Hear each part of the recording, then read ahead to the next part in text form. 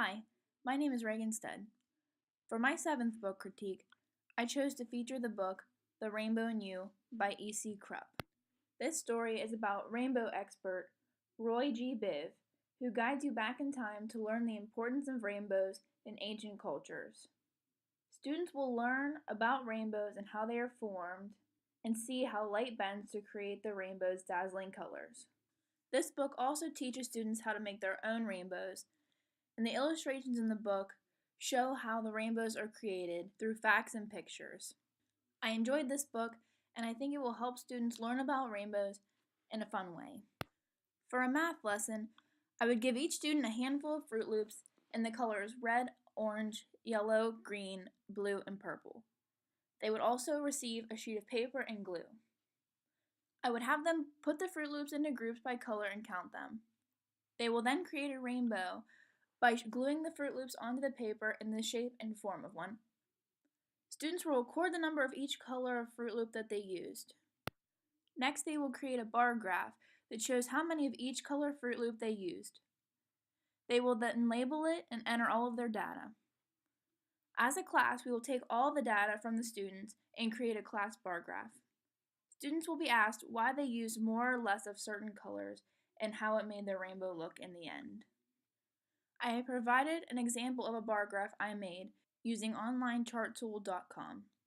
For a social studies lesson, I would have students think about different cultures around the world. They will then pair up with the person next to them and discuss how different cultures around the world view rainbows. All pairs will research a different place in the world and discuss how they think rainbows originated and their significance in that culture. Once everyone is done, each pair will group up with another pair and teach each other about the culture they researched. Students will then be asked to volunteer to share some of the things they learned with the class. The other 4 books I read this set were Stars Beneath Your Bed, The Surprising Story of Dust, Seahorse, The Shyest Fish in the Sea, Chameleon Chameleon, and Why Mosquitoes Buzz in People's Ears. Stars Beneath Your Bed, The Surprising Story of Dust by April Pulley Sayre is a story about the origin of dust.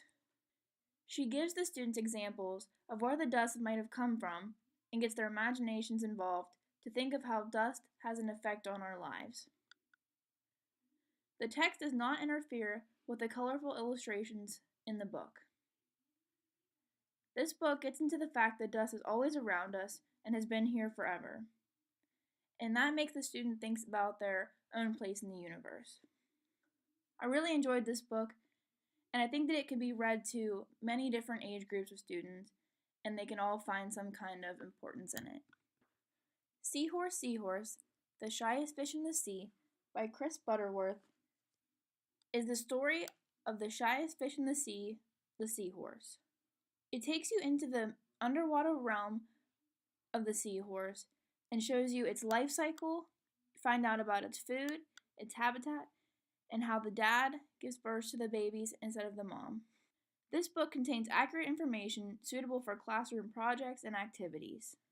I really like this story and its illustrations. Chameleon Chameleon by Joy Crowley is a book about the movement, interactions, and prey of the chameleon. This book made it feel like we walked through the day of a chameleon. The pictures were bright colored and caught details like the open toes on the chameleon, the scales and colors, and the motion of its eyes. I think it could reach a younger audience with the pictures and few words on the page. This book would definitely keep students' interest and spark more interest in reptiles. Why Mosquitoes Buzz in People's Ears by Verna Ardema is an African legend and also an origin story. The story begins with a mosquito who lies to a lizard, which causes panic among the other animals in the story. The mosquito is eventually found out, but hides in order to escape punishment. So now it constantly buzzes in people's ears to find out if everyone is still angry at it. I really liked the illustrations in the story, and I think it matched the text perfectly. I think this book could be used to teach students that lying is wrong and can sometimes cause reactions that we were not expecting. I think this book will keep students engaged and they will all really enjoy it. That's all for my 7th book review. Thanks for watching.